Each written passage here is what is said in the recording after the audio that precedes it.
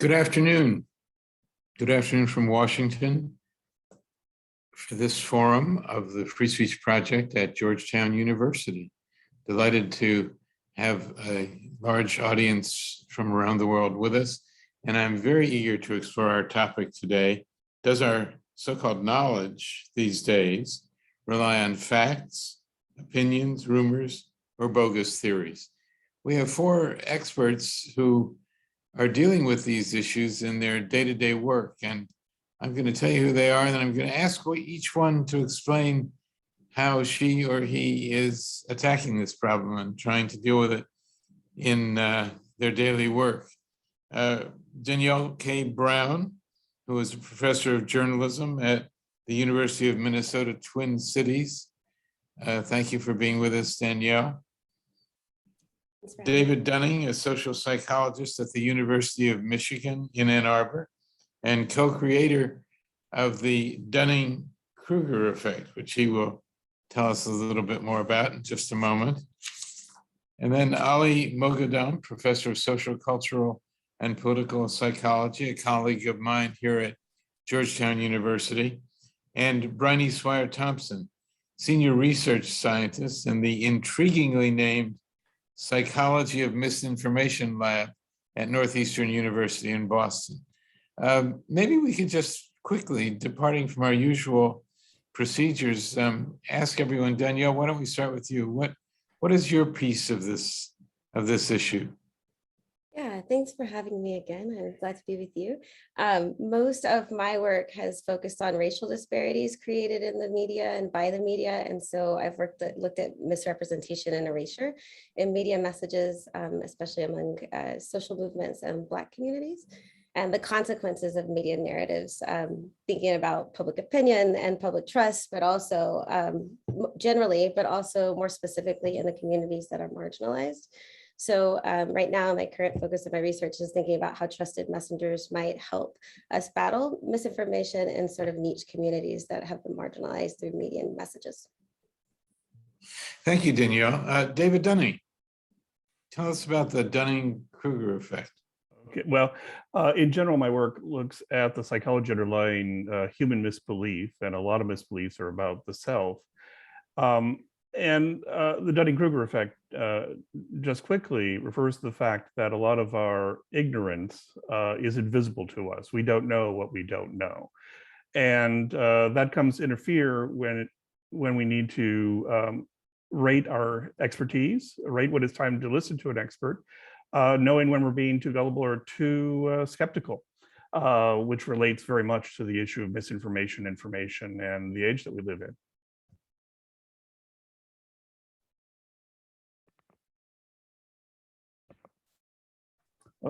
Sorry to say I'm having a little bit of Wi-Fi problem. I just blacked out for a minute and came back, so we'll hope this doesn't continue. Ali, can you explain to us what your work involves? Yes, for the last few decades, I have been focusing on the relationship between psychological processes at the individual level and macro processes at the collective level, particularly dictatorship and democracy. So I was trained as an experimental social psychologist, but my bigger goal is to link what happens at the intrapersonal level to the macro processes, and particularly to dictatorship. So in publications on the psychology of dictatorship, threat to democracy, these kinds of books, I have focused on why it is and how it is that dictatorship is on the rise. And my take on this topic is really linking back to the micro level processes of the personality of the dictator, the rise of dictatorship, and the spread of misinformation. Briony, how about your lab at Northeastern University? Yeah, sure. I'm a cognitive psychologist and I study belief in misinformation. So why people believe in misinformation. And most of my work is actually on the correction side. So how do you correct it? How can you maximize impact for these corrections? Do they last over time? Do they actually change people's minds? So I think, yeah, that's going to be my contribution today. Okay, Kane, let's start with you then. Can you give us some examples of this issue as it's impinging on our understanding of reality today? Yeah, sure. I think one of the big factors we should keep in mind is that people are thrown like a lot of information these days. They're constantly bombarded. And so, you know, it's with these questions of do people rely on knowledge? Like, well, do people have time to kind of invest in order to like fact check everything, in order to like look at the source, to do deep dives? And, you know, it's always no. People are like going on these shortcuts, these heuristics to get them through the day, I think, to make a lot of these decisions. And I think that's where the question of source and expertise is so helpful for people, because they're like, well, I trust that person, great. So I think, yeah, a lot of these things are highly relevant to a lot of the issues we see. Right, before we go any further, let me tell our participants who are on this webinar that we will take your questions. We'll ask you to submit your questions and I will relay them to our panelists. If you can submit them in the Q&A, which I hope is at the bottom of your screen in this Zoom, my colleague John McCabe will collect them and pass them along to me to address later in our conversation. It is a problem to figure out what is real, what is not real with this onslaught of information. David Dunning, what do you think is the normal person's experience with this, and how can we know for sure what's real and what's fiction? Well, I think the first principle is to never be sure. We really can't be sure what exactly is true, what exactly isn't. I've been spending the weekend looking at Twitter news out of Ukraine, and there's been a lot of news, but whenever I get a piece of news, I don't say, oh, that's what's happening. I say, oh, that could be what's happening, but let me wait to see if this gets verified later on. So the first principle is to gather information, have ideas, but don't think necessarily that you have ground truth. Be ready to turn if disconfirmation comes later. The second is to be a little bit more skilled in the art of fact checking, which is quite different from the way people intuitively try to verify information they're getting. It's interesting you say that. Not long ago, and I'm afraid right at the moment, I can't remember which state it was, but it might have been your own state of Michigan. A bill was proposed in the state legislature to make fact checking illegal. I don't know whether you heard about that, but it was an intriguing attempt to prevent people from figuring these things out. Well, that's always been the tension. I mean, we can talk about expertise, we can talk about finding the truth, but sometimes it has come into conflict with the interests of people who have some power. And so I'm not surprised. Attempts like this struggle goes on in a million different ways every day and has been going on for hundreds of years. But that's a totally absurd concept, to ban fact checking, to make it illegal to try to find out what the truth is.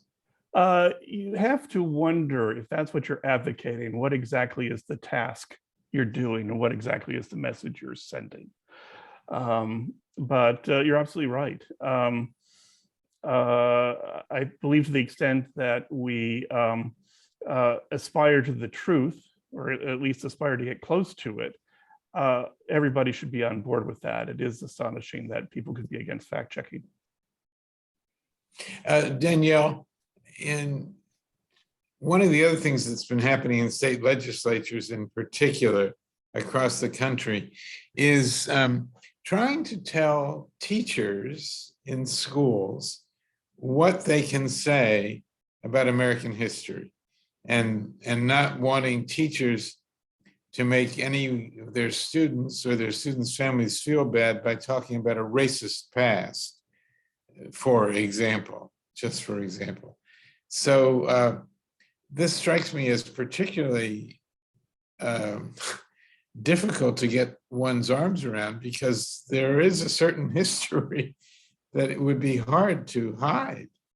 Right. Well, that has been hidden, right, for many, many years in the United States, especially. I think that, yeah, one of the arms of misinformation and disinformation that is under considered a lot of times are the narratives that were created to be able to create the democracy we have in the first place, right? And so I think unraveling those is really kind of unraveling the binary between fact and opinion, right? People don't like the unraveling of binaries at all. We've seen that in lots of different spaces, but I think that by introducing a concept of your history is also broken. Like there's a time dimension in which we need to change facts. Having these new dimensions sort of enter how we understand what has been just understood as a binary, right? Fact and opinion has really complicated how we understand misinformation and how we talk about it.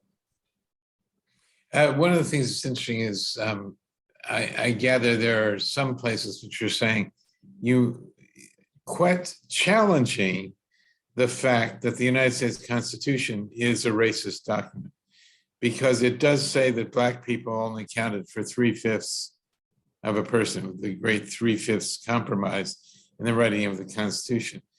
And I suppose if we want people to say it's not a racist document, we should take that out once and for all. It still sits there, and it's hard not to describe the history of it being a racist document. Right. I don't think we can erase that it was there, right? We can amend, No. we can try to make amendments for things being right, but we can't erase that was there and that was the foundation, that was what was put in place at the time. But I think that, that was looked over conveniently for many years, which is in many ways the same kind of misinformation that helped us build like the whole narrative of colorblindness. And we are a land of freedom and opportunity and happiness, right? I think those are the kinds of erasures and misinformation or misrepresentations. The idea that, well, we're not racist anymore, so that sentence shouldn't matter. That is what's really complicating both the policy and the public, or how we respond to the public and try to help the public understand and fight misinformation and disinformation. Ollie, there's a new poll out from Fox News that is quite startling. I read about it in The Guardian today. Actually, it was from last Friday, which reveals that Republicans at the moment have a more negative view of President Biden than they do of President Putin of Russia. And this is quite extraordinary. I believe the same poll says that perhaps not as strongly, there's not as much of a difference. It's an 11% difference between Republicans, Joe Biden and a Putin. For the Democrats, there's just a 2% difference. They have a more negative view of Trump, of Donald Trump, than of President Putin. Now, how do we, this is an extraordinary thing. The partisanship seems to interfere with an interesting piece of reality that we're all watching at the moment. Yes, I think one of our challenges is that we have to try to look at local or national events in a global context. I'm very interested in global trends, such as the rise of strongman authoritarian leadership, including in the West, and the rise of extremist nationalist movements, including in the West. And I think in that context, we can look at what's happening in the United States, in Russia, in China, etc. So we have to keep the global context in mind. And the global context is one where strongman leadership is on the rise, authoritarianism is on the rise, which means at the individual level, intolerance for ambiguity, categorical thinking, and these kinds of psychological processes which we know about related to authoritarianism are there. So does our knowledge these days rely on facts, rumors, or bogus theories? Well, it seems to me there's a global trend of a reliance on bogus theories and rumors, etc. And the question is, why is that? Now, we've already had some excellent ideas about why that is, but the focus should be on the global trend. And that's where I think we have to bring up the issue of the personality of the strongman, authoritarian, and how that personality influences thinking, including in how Democrats and Republicans think and how they categorize the world. And I'm going to come back later on, if there's opportunity, to talk about the personality of the dictator and the relationship between that personality and facts and rumors and fiction, and why dictators are adamantly against science. Well, I suppose that the truth is often the enemy of the dictator. The dictator can't thrive on truth. Absolutely, but there's another feature of dictators, and that is they must be all-knowing. There is no limit to their knowledge. There's no limit to their skills. And so you have, for example, Stalin interfering in agriculture because he believed he understood genetics, and he jailed brilliant researchers such as Nikolai Vavilov, the brilliant biologist. He jailed him and killed him and followed these bogus ideas about genetics, leading to famine in the USSR. And in Ukraine in particular, as a matter of fact. Absolutely. Yes. At the time. Well, so the question I have for all of you, and I'd like to hear from everybody and keep our conversation going. Is this really a new phenomenon? I think one of the things that characterizes our political and cultural life today is that we think that almost everything is only happening to us, that it's never happened before. And so I wonder what each of you have to say about that. Are we wrong to be focusing an entire forum on this subject? Are we wrong to be pointing it out as if we were startled and shocked that there's gambling going on in the casino? Or are things really worse today? Is it really much worse today? David, why don't we start with you? My answer would be is that we're dealing with a lot of aspects of human and social life that have been here since forever. People believing misinformation. Well, there are surveys looking at people endorsing misinformation for the last 100 years. In the 1960s, you have Richard Hofstadter talking about anti-intellectualism in terms of dismissing experts. So these are long-term trends, but there are differences in the environment that we live in. In the political scene, at least, for example, the United States, the country is much more polarized than it has been in at least my lifetime. There's lots of data showing that, and it's polarized in a different way. That is, people are affectively polarized. It's not that they have policy differences. Many people hate the other side. They get angry about them, they get disgusted by them. The plurality of people who would be uneasy if their child married a person from the other political party has gone from 5% in the 60s to 30% now. And we have the internet, which creates an issue. By the way, it's a longstanding issue. Every new communication medium presents disruptions for social life. That goes, spam started with the telegraph, for example. So we are dealing with things that are both age old, but things that are new. So it is worthy of our attention. It would have been worthy of our attention 100 years ago. Others, what do you think about whether this is a new and more severe problem than we've ever had before. Briony. Yeah, I would totally agree with everything David said. I think it's an old problem, but it's expressed in very different ways currently due to both the political environment in the US and around the world, but also due to the internet. I think the online world has completely changed the way that this is expressed. In terms of like credibility signals, who to trust, groups that you can find that have the exact same opinion as you do. But I think it's incredibly complicated and new problems keep springing up. One example that comes to mind is the issue of predatory journals. So even if someone is doing absolutely the right thing, they're going to a legitimate, say Google Scholar, PubMed, they're trying to find out a good answer. A predatory journal, these journals that publish purely for the fee, for the publication fee, but they're not doing any peer review, and it's a massive problem for scientific misinformation, information that seems scientific but is absolutely untrue and disperses a lot of inaccurate information. I mean, how are people meant to cope with these kind of things, even if they're doing the right thing? I think there's a lot of issues with the current information spaces. Danielle.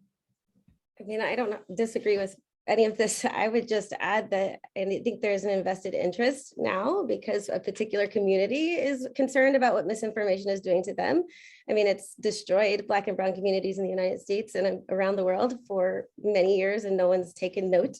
I've had many forums about what's happening. And I think that part of the popularity of this and the newness of this is that it is, especially in the United States, it is challenging and threatening the democracy that white Americans have enjoyed for a really, really long time. And it feels new to them to be divided in this way. Ali, is this a fundamental problem of democracy? I mean, if democracy is in trouble, we know that. And we know that more people in the world are now not living under a democracy than are. Isn't this a fundamental problem for free speech? I mean, if everyone's speech is equal, whether it's true or not, aren't we risking burying ourselves in authoritarian practices? Yes, I certainly agree that the danger of authoritarian practices are very high. And I agree with everything that's been said, including Danielle's point about the issue of ethnicity in the United States. But I would add another layer, and that is the layer of increasing wealth concentration that has been ongoing now and mapped out by people like Thomas Piketty. Oxfam always has every year an estimate of how many people own as much wealth as half the world's population. And it's around 20 people now owning as much wealth as 3.5 billion people. Wealth concentration is a big factor, and I don't deny that ethnicity and all kinds of factors are also involved. But for me, globally, the two trends that I would highlight, one is the rise of authoritarian strongman leadership. We saw through Donald Trump what that kind of leadership can do to truth. And the second is the greater and greater concentration of wealth, which has been mapped out very clearly, and the dropping of the bottom 40% further and further behind. And so those two themes, I think, are very important. Yes, David. Oh, yeah, I just wanted to mention that concentration or inequality, I think, also very much applies to the world of information, not only money. That is, the internet allows for tremendous democratization of discussion, but savvy people can get their message out and make it dominate, if you will. So there are only a few actors who have really become active in various social media platforms, or can weaponize, if you will. And I think that's an aspect we're only becoming aware of, that there's an inequity in voice as well as wealth. Ollie, did I understand you to say 20 people? Yes, it may be less actually. I don't know what the latest estimate is. It may be less than 20 people own as much as 3.5 billion people. We've really gone back to the age of the pharaohs. Wow, that's just mind-boggling. What can we, I suppose what the question of what to do about it is very difficult. Well, Thomas Piketty actually suggests a global wealth tax, but I don't think that's viable with people. Not happening soon. No, with Xi and Putin and others, it's not going to happen. But I think what David said about inequality in information dissemination is also pivotal. But we have to remember, in many parts of the world at the moment, it's all concentrated in the hands of the dictator. You know, if I go back to Iran, well, I'd be silly to go back, but even if I went back and wasn't arrested, I can't use the internet because the internet is only available to certain people with certain access. The Chinese model. Right. Danielle, this inequity, that's a problem internally in the United States, access to information and to means of information as well, isn't it? Yeah, I mean, there's lots, besides the fact that the digital divide still exists and we just kind of don't acknowledge it because there's internet access at McDonald's. I think that there, you know, other problems are driven by both the media producers and algorithmic control over what people have access to, what they think they have access to, what they suspect they don't have access to, right? And how far they'll be willing to dig to find what they need to either confirm an idea or a belief or to challenge it. It's difficult. It takes a lot of courage to challenge information that comes to be regarded as conventional wisdom, whether it's true or not, isn't it? David, you're shaking your head. Well, yes, I mean, it's hard to be a dissenter. We like to be part of the group. And it's hard to counter something that's repeated, whether it's true or false. If something is common knowledge, it's repeated knowledge, it just takes on the air of truth in the community. So it does become hard, and it does take work to do so. Briony, what is the psychology behind some of this, the growing distrust of expertise, people not wanting to trust the experts? They must have some axe to grind or product to peddle. Yeah, I think, well, firstly, yeah, trust is definitely the most powerful thing. Like when we think about source credibility, it can often be divided into two components. There's expertise, the amount that people are qualified or they can give you the correct and accurate information. But then the other part is this trustworthiness. So the degree to which individuals believe that you are, giving them, that you're willing to give them the accurate information. And when it comes to the correction of misinformation, and actually most persuasion, but in particular the correction of misinformation, we find out that trustworthiness is the only thing that matters. It doesn't matter what degrees people have, how much training they have. It all depends on whether or not the individuals trust them. So I think that really does emphasize it, it's all about trust. So what are the components of trustworthiness in a practical sense? I think I've been trying to read a lot about how people build trustworthiness, and it's actually incredibly difficult. And I don't know, about maybe the other panel members know about the individual components, but I just think it's a lot to do with, again, like in-group, out-group. It has a lot of weight as well. Who your friends trust, who your family trust. It's a large social component. What do other people think about that? What the components of trustworthiness? Well, I think the main thing to remember is that the way we receive information, scientific information, medical information, is we don't go off and do the studies or look at the studies ourselves. We have someone tell it to us. Testimony is offered. And there's some delightful and informative work showing that the way in which people come to understand scientific truths is usually the same way that they come to understand supernatural beliefs. That is, someone tells it to them, usually someone in authority or someone they trust. So trust is the thing. Do you have a relationship with the person? Are they of the same group? Usually matters a great deal. And expertise is interesting because a lot of people just don't have the arsenal of knowledge to weigh expertise. It's just impossible. So personal relationships, group identification just matters a great deal, because the way we learn is other people tell us things, like I'm telling you something right now.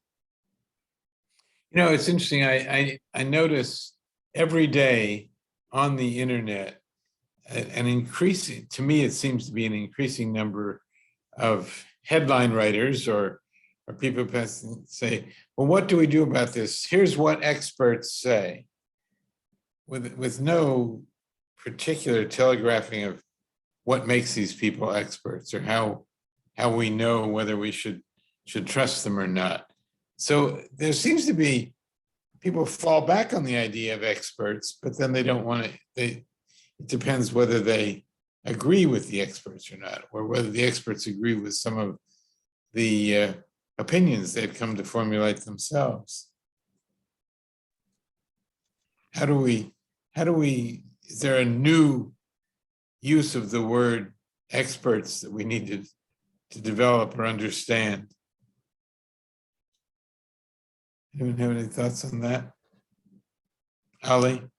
Well, there is a huge area of research that my fellow psychologists know, motivated cognition, that when we seek information, we don't do it in an unbiased, neutral way. We are very biased in the information we seek and how we interpret that information. In addition to what everybody has said, I would just, again, go back to the role of leadership, the very important role of leadership. For example, we can have somebody like Donald Trump on TV telling people to inject Lysol as a method of coping with COVID, and he will still get 70 odd million votes. I mean, that's staggering that somebody could make that claim about injecting Lysol as a solution to COVID and still get that support. It reminds me of when I was in Iran after the revolution, Khomeini dismissed economists. He said, economics is for donkeys.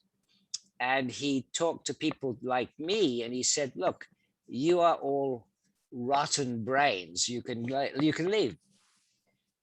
So the attitude of the leadership is critical.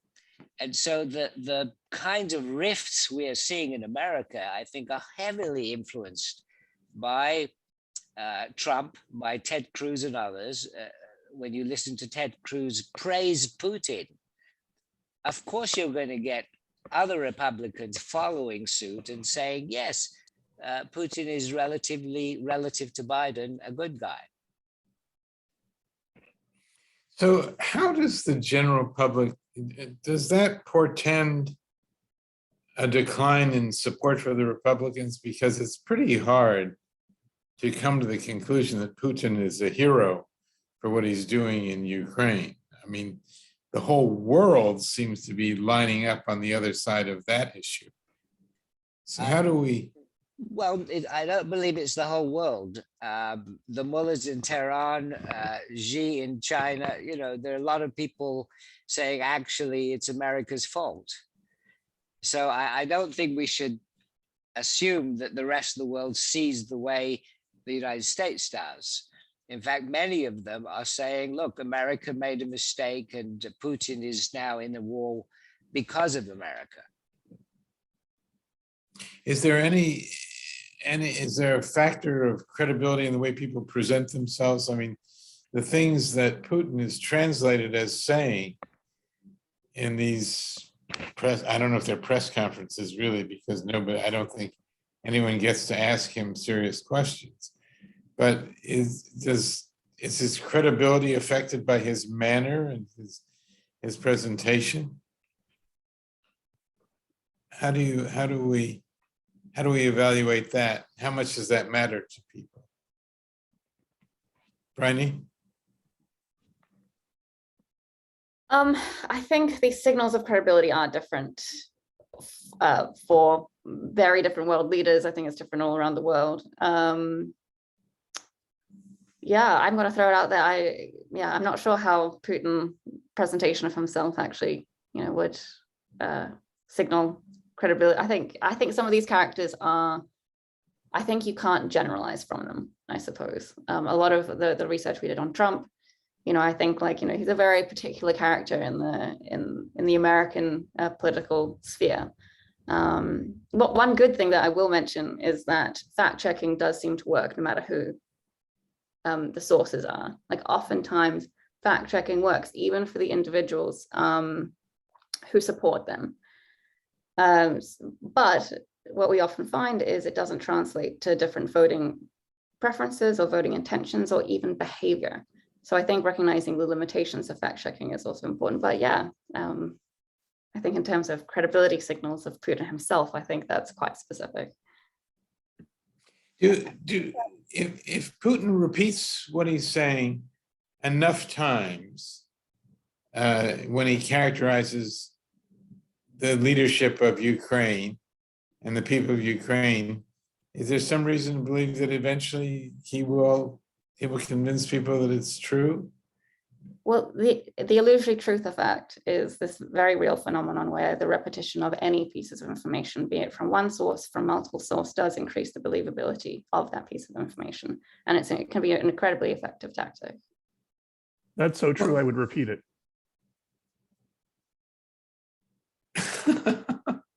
Well done.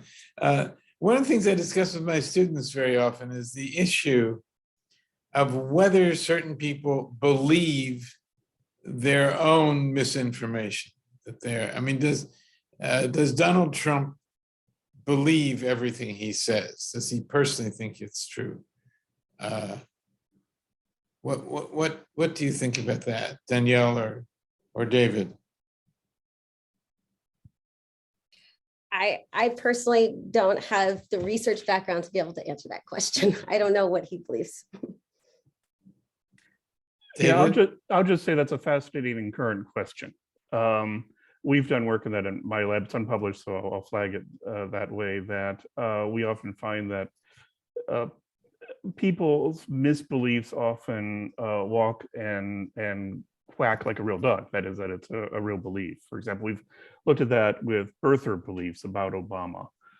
If you look under the hood, people are acting like that's a real belief. But that's still an open question, I believe.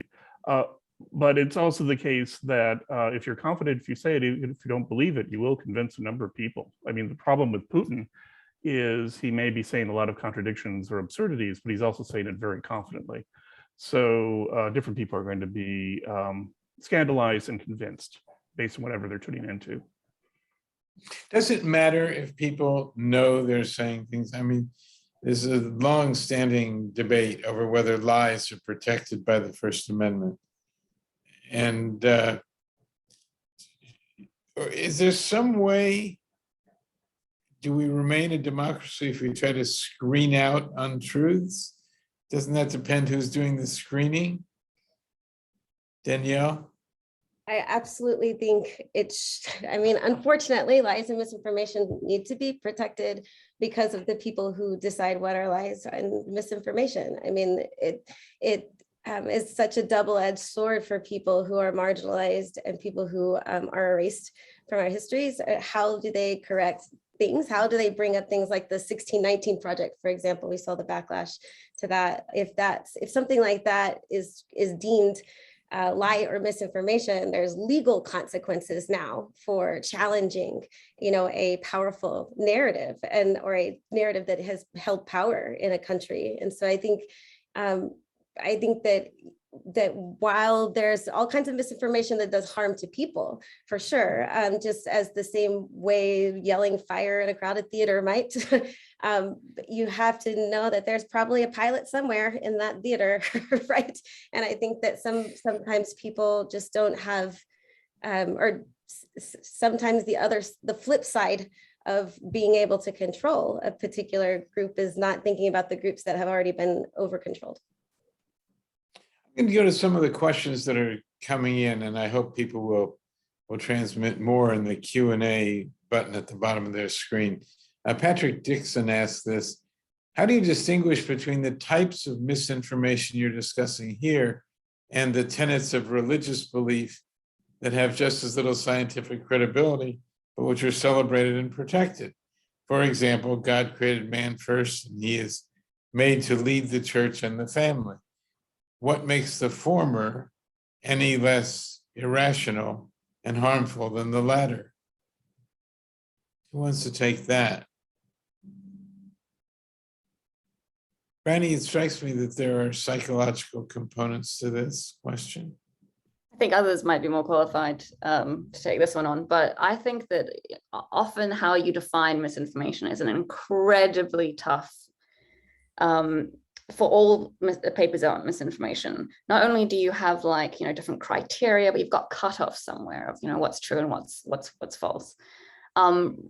There are also, if you talk about going against scientific consensus, there are different ways of measuring consensus. And I think religion would fall into the category of well, I don't think any research paper has ever even tackled this question. So if there is, there'd be there's a big lay audience, but no scientific even, has it even addressed it. I can't remember which type it is. I think it's flat or one of these. But yeah, I mean, I have seen some papers who treat religion as misinformation, so it's certainly not beyond the realms of what has been studied. But yeah, does anyone else have any thoughts on this? Well, I'll just say that the community's scientific community, let's say, contrast with the religious community, how the truths are generated is quite different. We could talk for 4 hours or 4 years about that. But how they're passed on to the public at large is very much the same. It's just reporting from one person to another person. And so in some sense, they're indistinguishable in how they come to be generally thought of or at least heard. I do want to mention one other thing, however, we haven't touched upon, which is the issue of information is not only misinformation, falsehoods, lies, but it's also the truths that are left unsaid. And so we have that dimension to wonder about things that are important to know, but aren't spread around. I just wanted to point out that living in an information-drenched society does have many dimensions to it. What are some examples of that, David?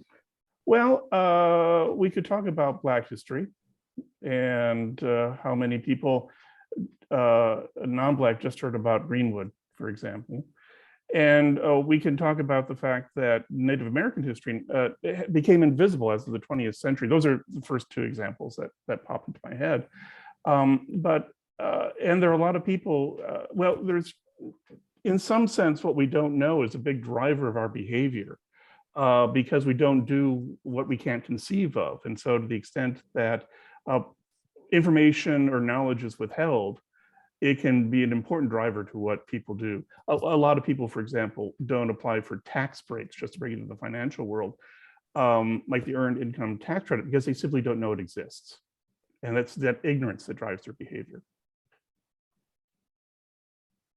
There's on the, I mean, the religion point that our participant raised, that surely there are many people who do not traffic in misinformation and yet are very religious and don't believe they're doing anything bad by passing along their religious views. So that brings us to the point of having to classify some of this information or distinguish between some of this information. And I think Patrick Dixon asking the question was suggesting that it's difficult to do that.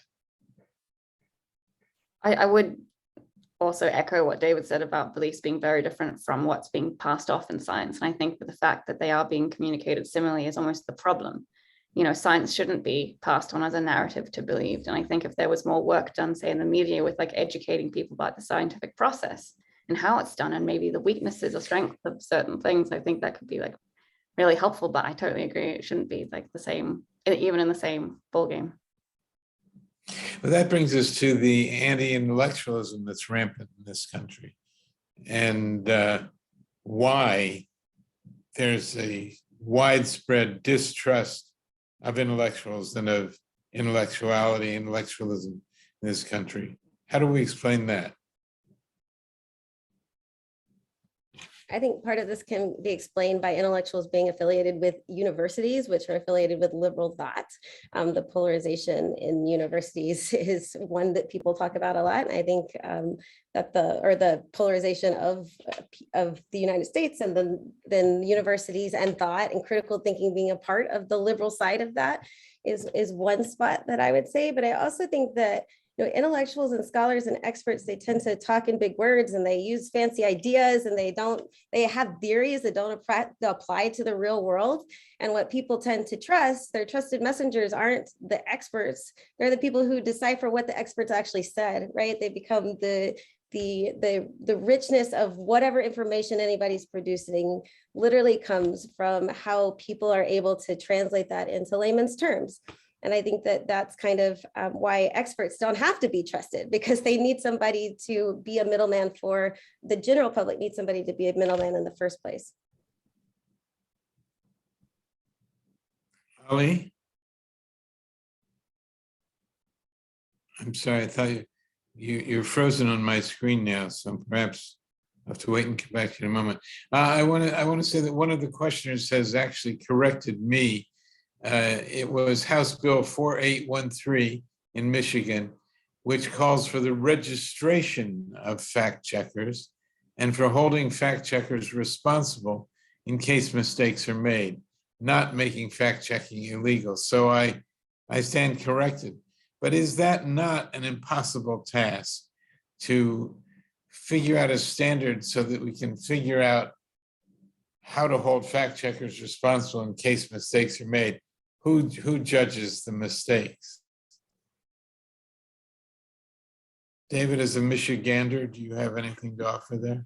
Well, I would endorse Michiganders, but actually, the key is who has control over either the information or the curation of information. That's the key.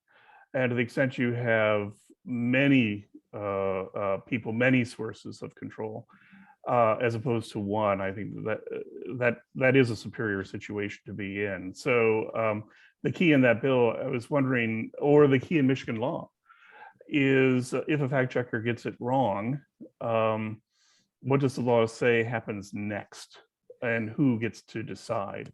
And I don't know. And I wonder what the penalty is if someone, if a fact checker gets something wrong.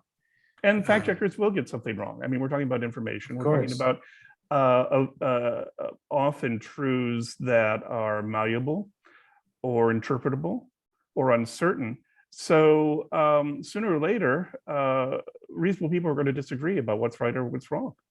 But whose opinion matters more? And does anybody's opinion become decisive, especially if there are legal penalties involved? That becomes, has to be a big issue. I should think. Well, and it also brings us to the way people identify themselves. Glenn Leach sent in a question saying, considering that many people have made their positions a part of their very identity, is it even possible to hold a discussion about situations that do not align with their self-image? And I think that's a characteristic of the polarization, isn't it? If you are X or Y, then you must believe in Q and L. And if you don't, you have a real problem with your peers, I suppose. Ali, are you able? Yes, I think your image is no longer frozen. Now it seems to be again. I'm sorry. How do we handle that issue of people's political views becoming a part of their identity? Ali, if you're able to speak, please do so now. It's not coming across. I'm sorry. So what about that identity issue? Danielle, do you have some other thoughts about that?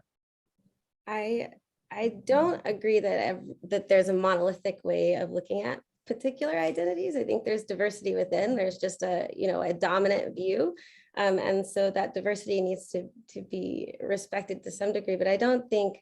I think certain issues are attached, and it's unfortunate. And I think that reasonable people can have conversations, but they have to want to have those conversations. Basically, like I can say I have a specific identity or a specific political ideology and talk about COVID, but do I want to talk about the misinformation of COVID? Do I want to talk about bleach? Not necessarily. I think that there has to be some kind of empowerment to want to have these conversations, and some commitment to continue having these conversations once they encounter information that doesn't align with whatever that idea is that also may be identity driven.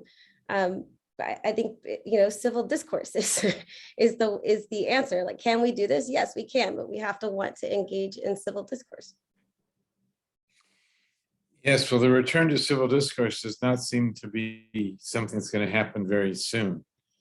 And there's another aspect of the identity issue, I think, is that sometimes there are some very prominent people or people with names that resonate, like Robert F. Kennedy Jr., who is a leader of the anti-vax movement and says many things that are simply untrue about vaccines. I don't think anyone's found a way to dissuade him or neutralize the influence that he has in this discussion. How do we deal with that?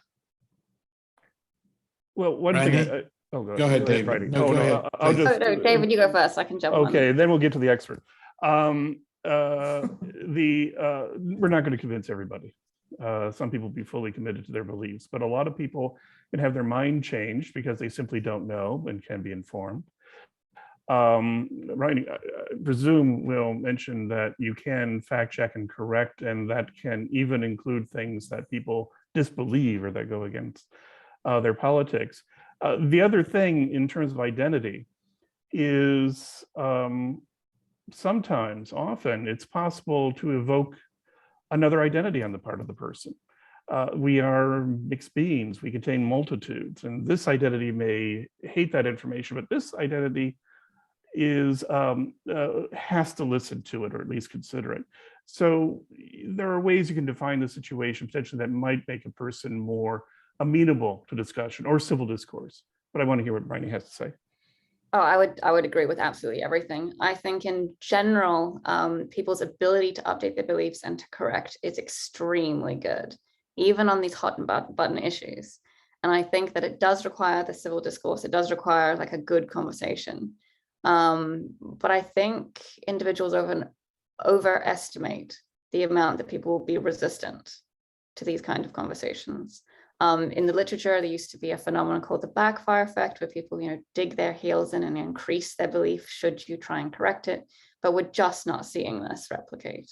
Time and time again, people, on the whole, as a general group, do really, really well. So I think, I think a lot of the times, especially when we're talking about vaccination, we think about the very kind of very small subgroup of individuals that are resistant and who I think the vast majority of the population acts very differently.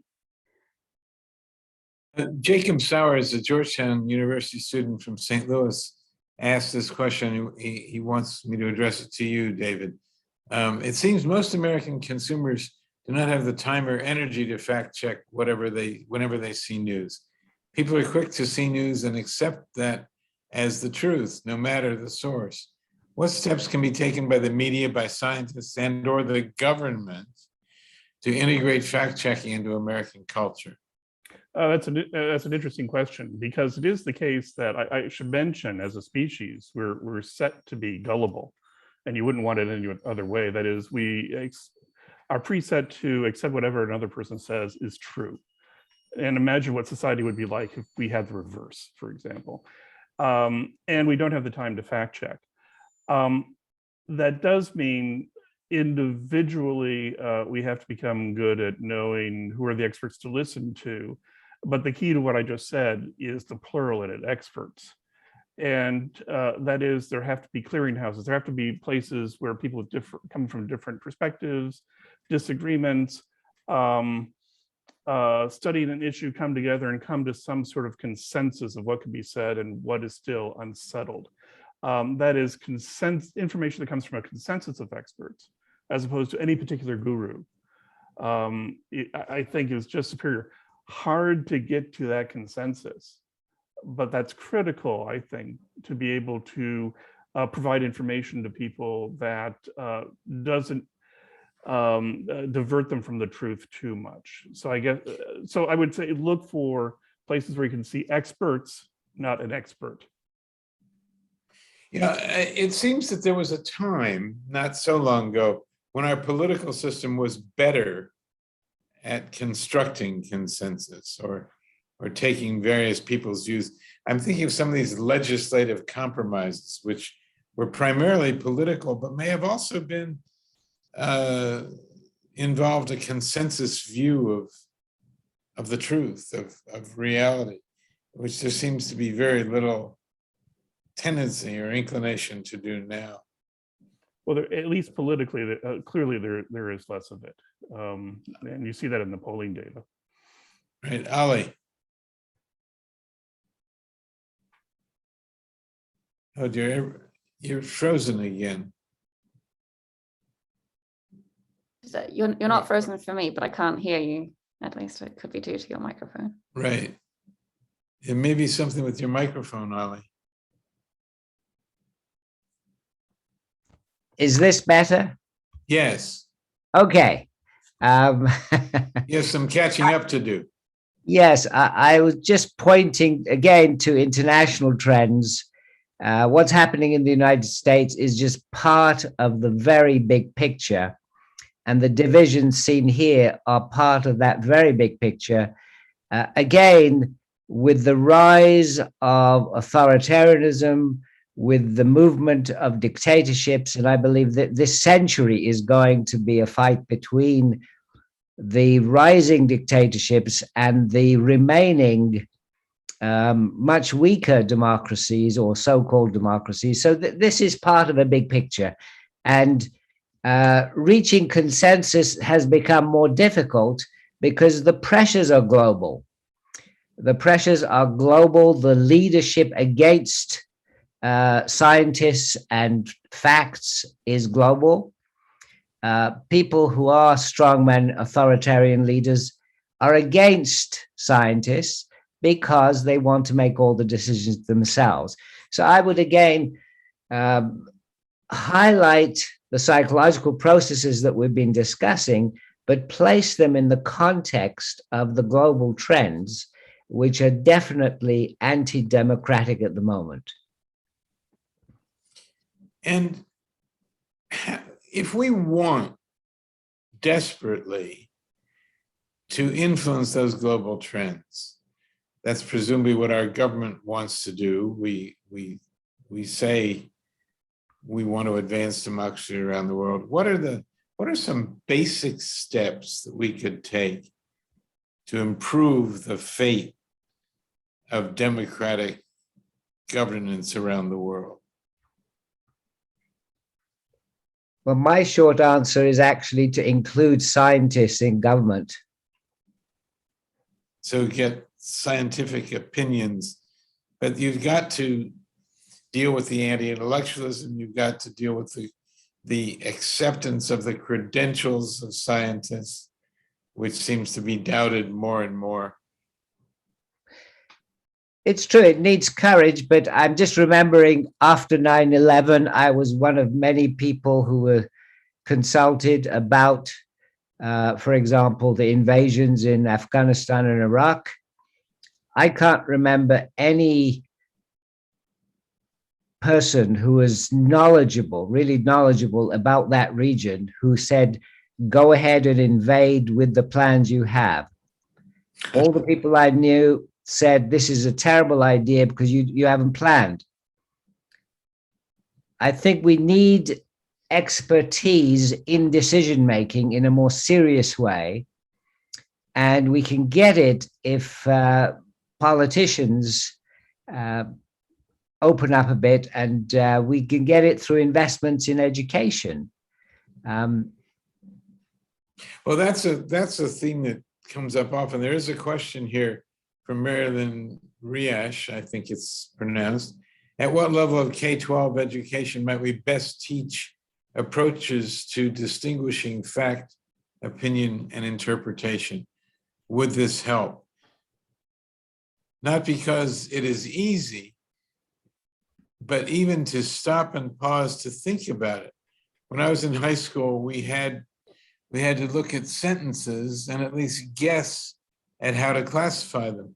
Critical thinking, low level, not critical theory, used to be part of general education in some cases. So critical thinking seems to me at the heart of all of this, that people have got to be willing, able, and endorsed in questioning conventional wisdom and questioning some of the false equivalencies that are out there. David? Well, yeah, there is a model for this. Russia may have just gotten our attention again, but Finland has been under a disinformation campaign from the Soviet Union and Russia for over 100 years. And so they've actually woven in critical thinking and information literacy as part of their curriculum from the get-go in elementary school all the way through college. So people learn a little bit how to do journalism. They learn how to create fake news, for example. So there are models out there that exactly do this, and it's been a national lift in one country that has been under disinformation siege for over a century. So I don't have the specifics, but I know the specific place to look at. Briony? I absolutely agree. I think Finland is just like a perfect example to look at for a country that has done an excellent job. I also think that, we have to wonder whether or not K through 12 alone is sufficient, given that, a lot of the individuals, 7 times more people over the age of 65 share fake news than the 18 to 30s. So we have to wonder, if you're going to be educating the K through 12, like, is that enough? Should we, do something for the broader population as well? And I think knowledge. Go ahead, Danielle. Yeah, knowledge generally, I mean, the way it used to be taught was that there is a fact, but facts change over time. And one of the things that is so resistant about the adult population is them not wanting to rethink facts, things we thought were true that maybe have more substance, that were labeled facts in K through 12. So I think it is critical thinking, but I think one of the things we have to address is that for adults, they were taught that a thing that is fact will always be true, right? And that curriculum setup is still the same in the United States and many states, but we have to also teach evolving truths, right? Like a cloth mask was fine at the beginning of the pandemic when, but they're not okay. They weren't okay when, in the December, the 3rd wave or the 4th wave, whichever wave we were in December, then everybody needed to get a K95. And that was a shift, right? That's not something you would have wanted to hear or say or have experts introduce in the first wave of this pandemic. And this is an exact sort of idea of time changes what is fact, what should be considered fact, what is most useful as fact. And we haven't really taught a generation of citizens how to rethink or retrain themselves to think about facts as changing and evolving. That didn't help in some ways, the changing definition of what was going to protect people. I think added to the cynicism, increased the cynicism people felt. At the Night Media Forum the other day, somebody said that 60% of the American public, 60, believes something inaccurate about COVID.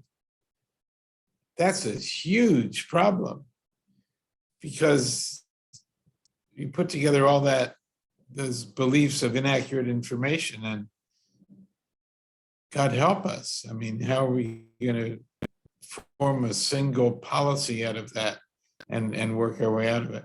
And it is confusing even for the most well-intentioned people when the guidance changes. What kind of mask works with what do you need to do?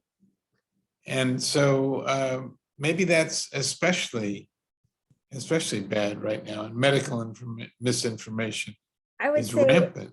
I would say this scenario is easiest to understand, right, with the changing protocols with COVID, but then translate that to history. Like, your history is now wrong. And I think that the same tensions that we have with masks are the same tensions we see, at the backlash about, the 1619 Project or the critical race theory, or, these conversations in different circumstances and definitely different scenarios have the same sort of need for facts to evolve, and people being resistant to that because they hold them Right. as constants. Well, we're nearing the end of our time, but Danielle, I wonder if you could help us with this issue of critical race theory, which is actually rarely taught anywhere, as I understand it. But why has it become this bogeyman? Why are laws being passed against teaching critical race theory?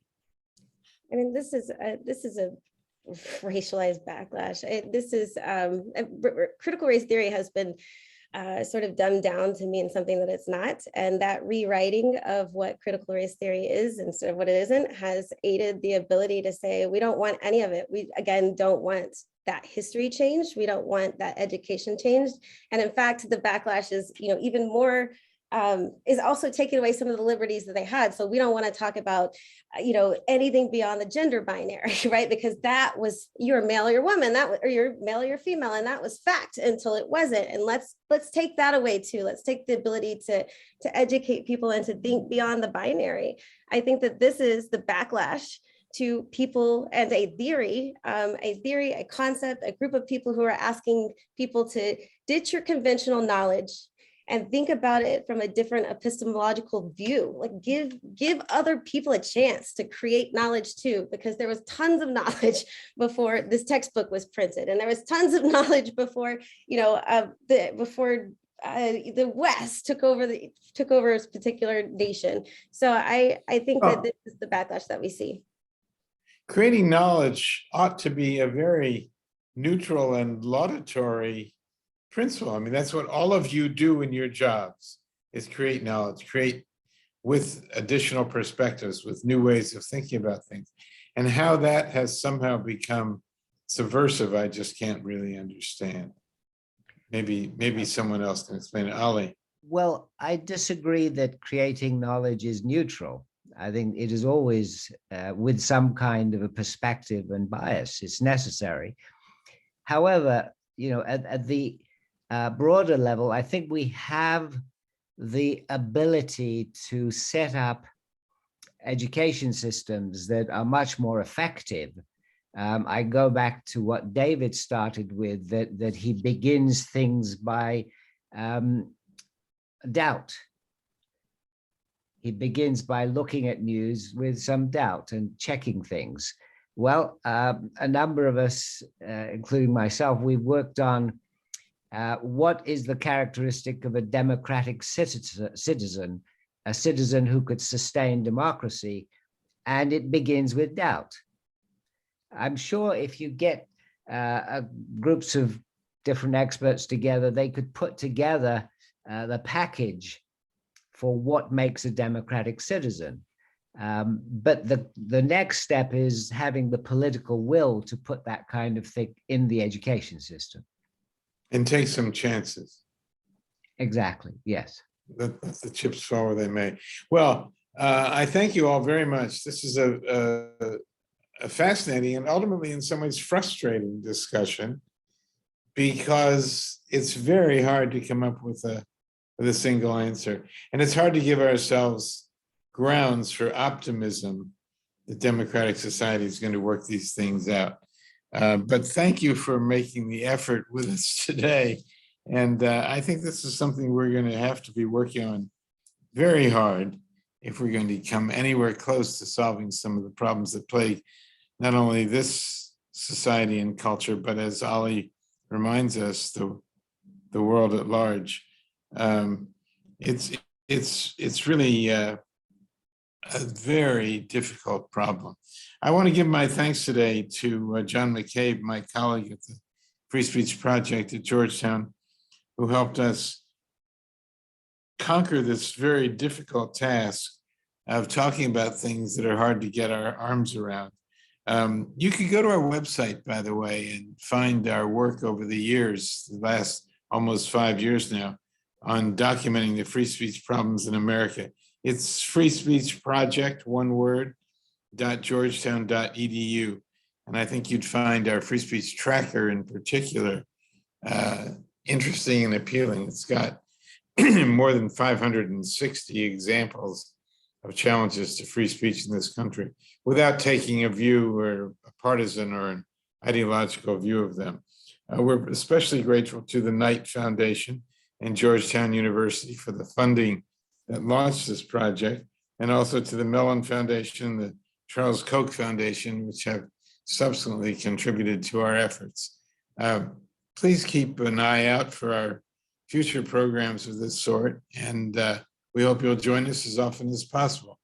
To Danielle Brown, Ali Moghaddam, David Dunning, and Briony Swire-Thompson, thank you all very much for joining us today. I'm Sanford Unger.